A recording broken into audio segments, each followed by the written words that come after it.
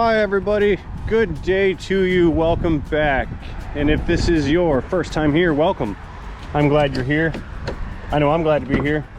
What we're doing today is checking out an oil leak on this Chevrolet Silverado. This is a 2004 model. Sounds like a V6. And it has an oil change reminder. It has 161,000 miles on it. Customer states there's an oil leak and someone has told them it needs a rear main crankshaft seal. That's kind of a big job. We have to pull the transmission out to do such things.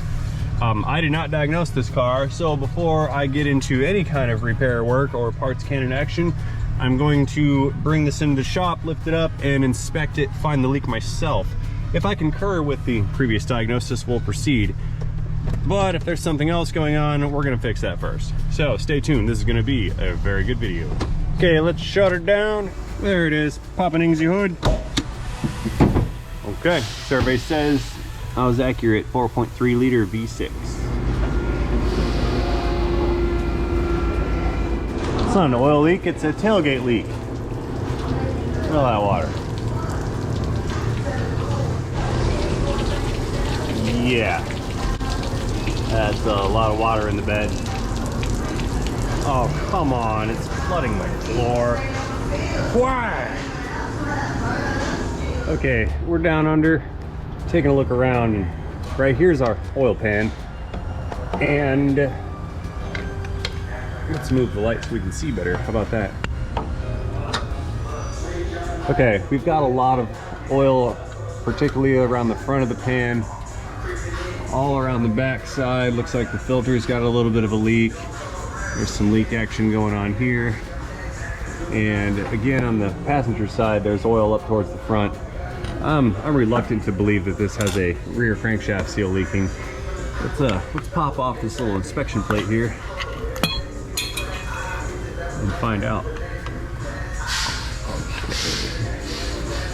Okay. Yeah, I don't know.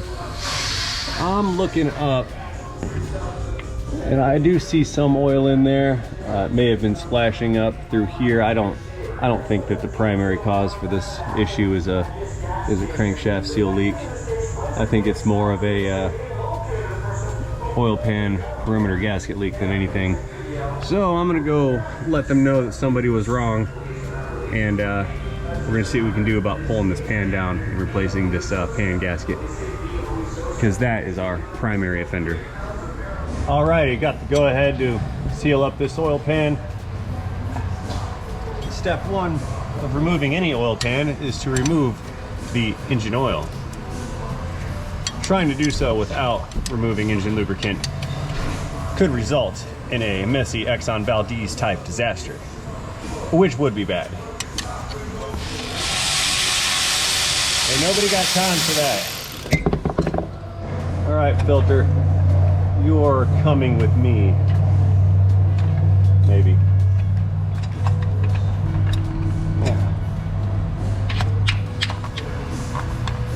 Oh, it's on me. I hate engine oil. Okay, first things first here, I'm going to have to pull this cross member out in order to drop the pan. I'm going to have to pull these crossbars off of the cross member in order to drop the cross member, but I shot myself in the foot and put a lift arm under one of the bolts, so I'm just gonna have to go in there with a little ratchet wrench and dig that guy out. I don't exactly feel like letting this thing down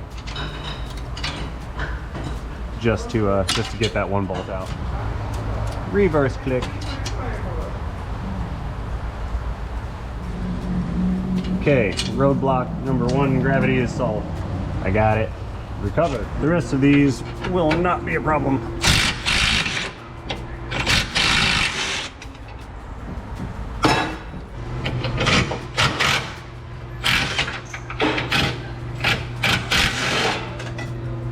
Now the cross member is held in with 4 18mm bolts. I'll pull those guys out and then pry bar this thing down and out of the way.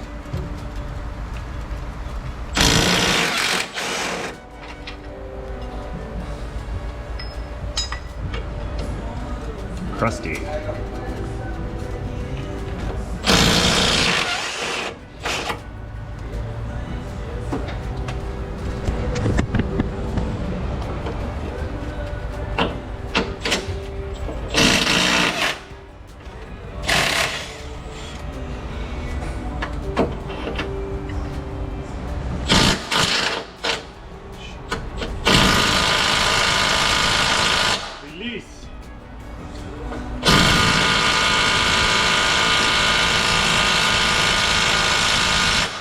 okay? Oh, leverage. All right. You lose fastener.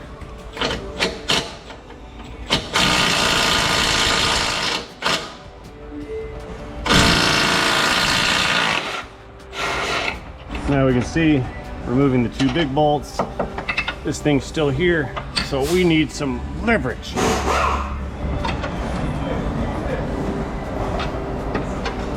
We need lots of leverage.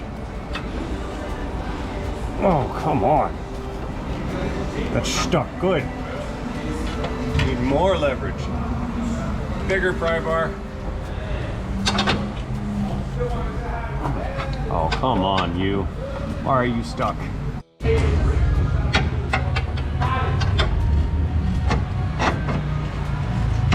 Oh, got it.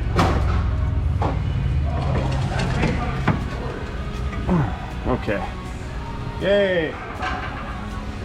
Alrighty, we moved back a little bit. I'm gonna go ahead and pull this starter down. I'm not gonna remove it completely. I'll just let it kind of dangle from its power cable. That needs to come out. Actually, I've done this before without pulling the starter down, but just in case it gets me stuck, I'll just pull it out. It's only 2 bolts. Yeah, I'll have to get it. There's another hidden bolt back here. Okay. While we're back here, I'll pull the 15mm bolts out from the bell housing that run into the oil pan. We'll lose those next. And back here in the same area, there's a little plastic guard that shrouds the bell housing where the starter goes into it. We'll pull that off next too.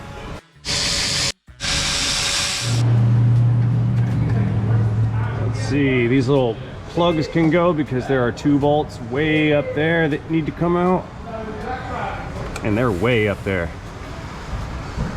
Come here, little plastic thing, rubber thing. Yeah. Okay, let's go get those nuts out from way up high.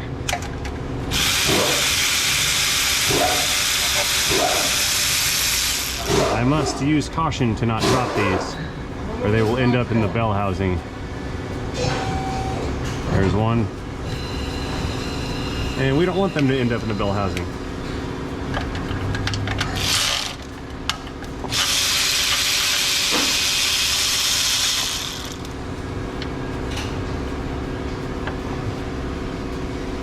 Uh-oh. Where did it go?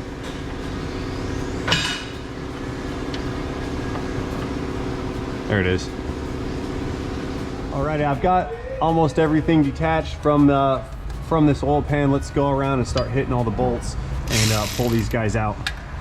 Time for super high speed, extra fast, lightning warp speed camera action.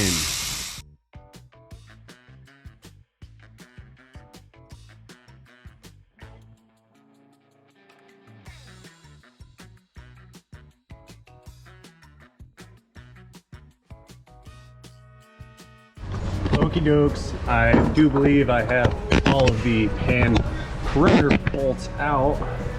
Let's get in there with some more pry bar and see if we can't crack this thing loose. Oh yeah, she's coming out. Nice. Let's go.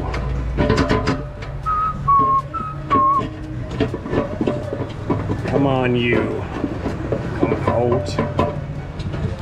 Come on out of there. There we go. She's free. Here's some of that old gasket. That's nasty. So nasty.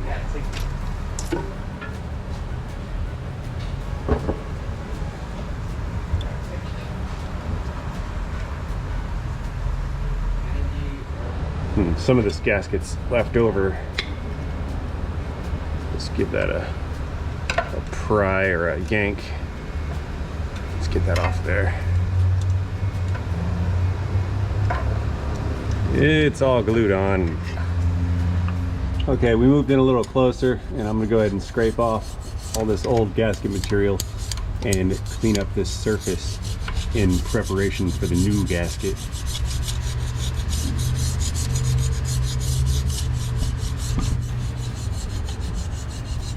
Beautiful.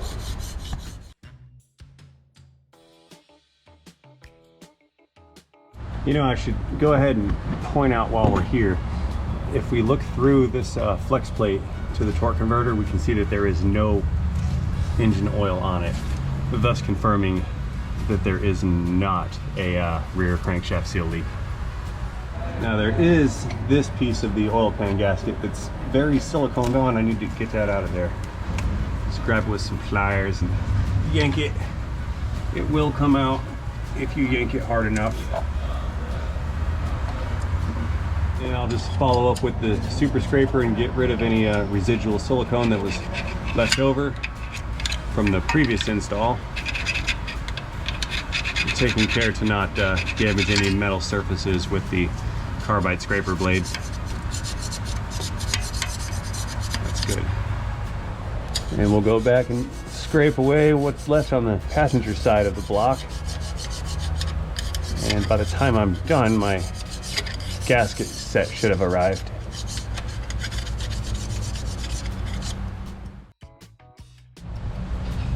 Okay, here's a big nasty piece right there above the oil pan. Look at that guy. Oil pump. And we'll get rid of these residuals here, and then we can spray it down and wipe it down when we're ready for the new gasket. Okay, we're going to repeat the same scraping activity here on the pan, and again get off all this residual sealant. Side note, look at all that sludge and carbon or whatever built up in the bottom of that pan. That's gross. I'm gonna have to clean that out too.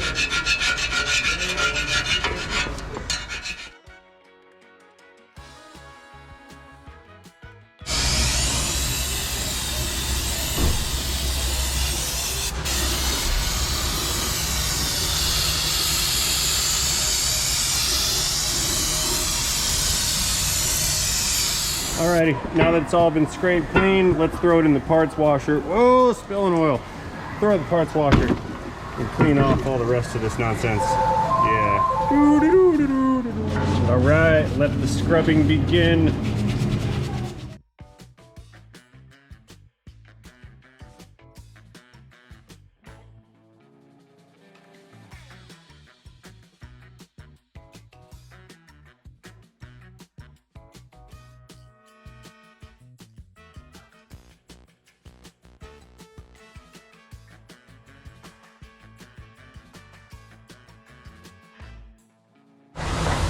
All right, that's coming along very nicely, like, especially down in the sump. Look at that, nice and shiny. I still see some more built up in the corner, but I don't think I can really get it out of there.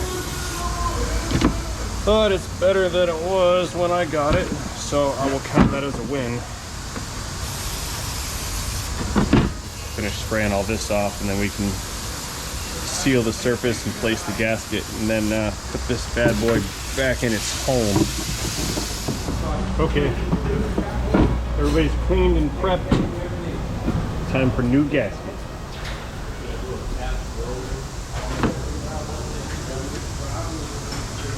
I believe that is the correct orientation. Wrong. Let's try that way.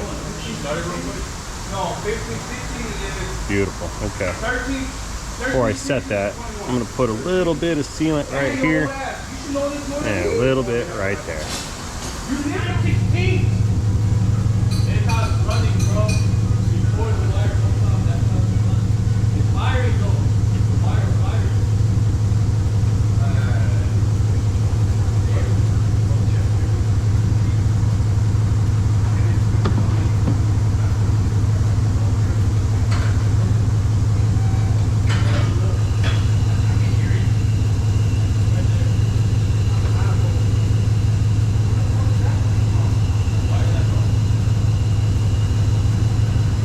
Beautiful. All right, let's get this pan back up. I've already taken the liberty of applying some sealant around where the the back part of the seal for the pan goes, as well as on the front part of the seal, where it transitions from the front cover to the oil pan area. Now this is gotta go in face first. Giggity.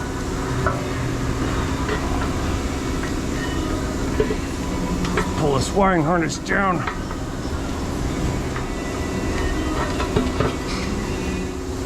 Alright, yeah, I'm gonna bungee cord this harness back so it's not in my way. Let's get you back in your home.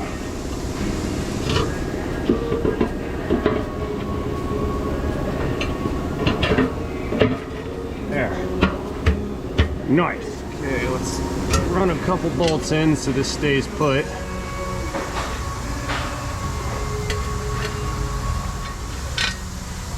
Okay, got one bolt in on each side. Now I can relax and thread the rest of them. Okay, first I'm gonna thread all of these fasteners before I apply final torque to them.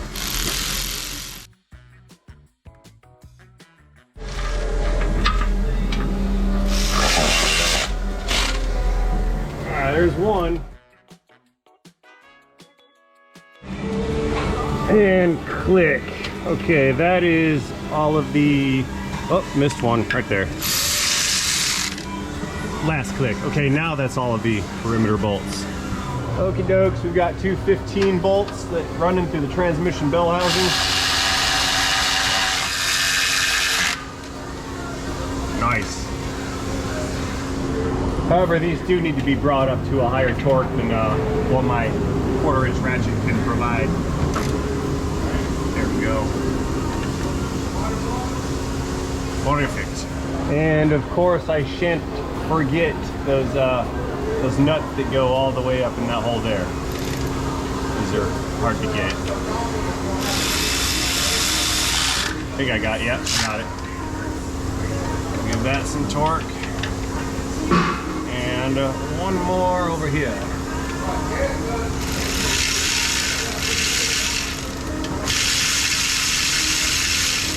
I missed. Let's try again. There it is. Drain plug, click.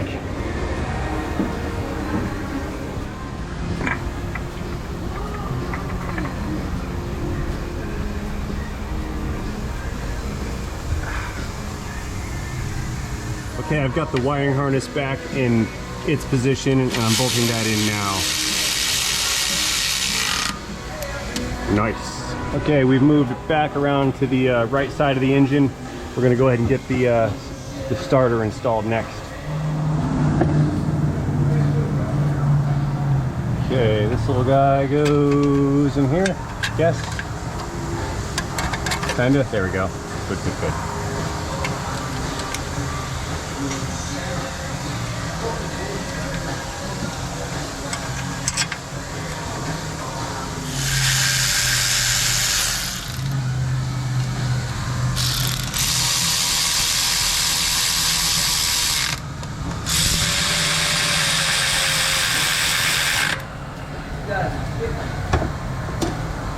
I am kidding you.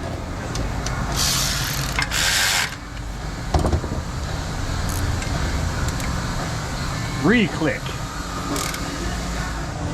Okay, let's get this bad boy back where it goes. Up, up, and away. There.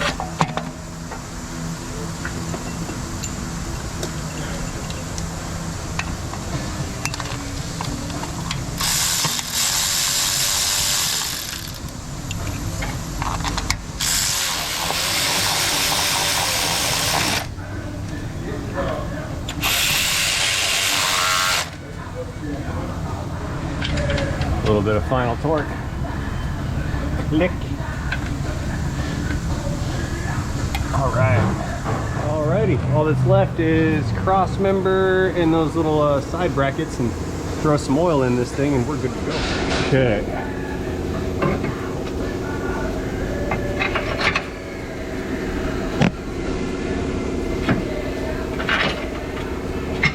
That's nice. It went in a lot easier.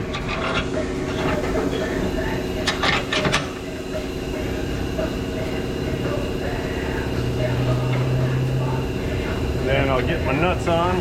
Nuts are going on much easier than when I got my nuts off.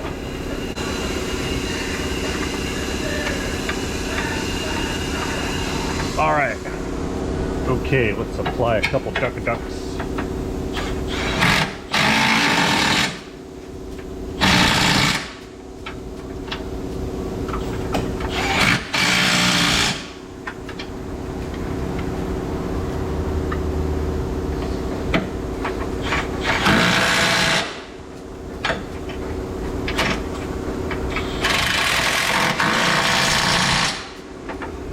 Good.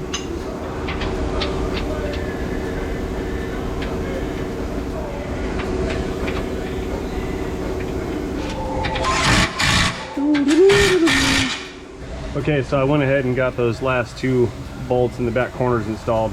Some of you guys are immediately going to notice these little plug guys right here. These are not going back into the bottom of the pan. I do not know what purpose they serve, but these particular ones are not going to go back in. You can see how they're very squishy and swollen from rubber contact, and I cannot get these to go back into the holes that they go into. So a customer can either order some replacements or go without. They'll be fine going without, but these particular ones are not going back. Disclaimer over.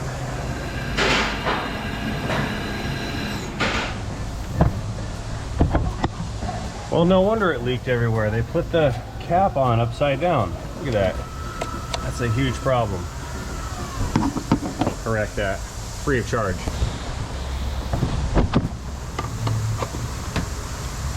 Begin pumping oil now.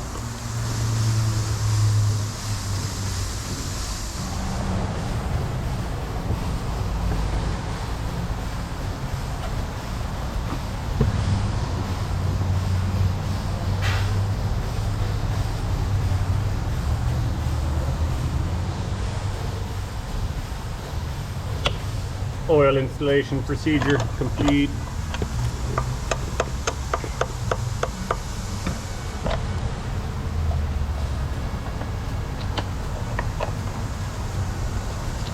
What? It only goes on upside down? Junkyard it. Whole thing's. Oh no. Look at. Oh wait. Oh, you're gonna. Oh, that's even worse. Doo-doo-doo. Okay, let's try. This only goes one way. What do I do? Oh, this is terrible. It's as good as I can get it. Alright. I can't handle this. This isn't cool. I don't know what to do now. I don't know. It's just, it's not right. I can't. I just can't. We need a new oil cap. That's it. Alright, according to the service manual, I'm not permitted to replace an oil cap just due to the orientation of the lettering. So I'm gonna have to live with it. Oil pressure now. Look at that. Oh, warning. Oh, you know, while we're here, let's reset the oil life monitor. I think it's 3 pumps on the gas pedal. Some of these Chevrolets have a, oil life reset. Some of them have the buttons here to go through the menu. This one does not have the buttons, so it's back to the old school way of key on, ignition on, 3 pumps to the floor, start the engine. Now we're good.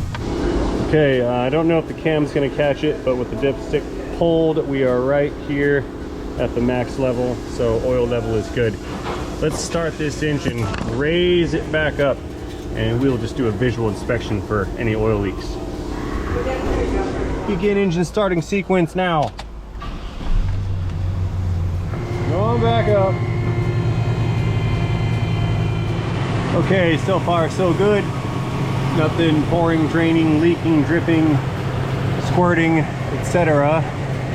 I'm gonna hang back for a few minutes and give this thing some time to run and come up to temperature, and then we will check back in on it momentarily just to make sure we do not have any petroleum escaping the oil pan or engine. Alrighty, we're 10 minutes later and looking pretty dry down here. I'm good with this. We're gonna go ahead and pack this one up and ship it. We're all set here. Alright y'all, while I let this down and get it prepped to back out, I'd like to thank you guys for watching this video. I certainly do appreciate it. I hope you liked this video. If you did, please communicate that to me by tapping that like button down below. If you didn't like this video, please communicate that to me in the comments section also down below. All that being said, thanks again for watching, and don't forget to have yourselves a great day. See you guys later. Backing out the Silverado. Das Auto is complete. Well, the day is coming to an end, and it is ending the same way that it began. Driving in the dark, in the rain. How about that?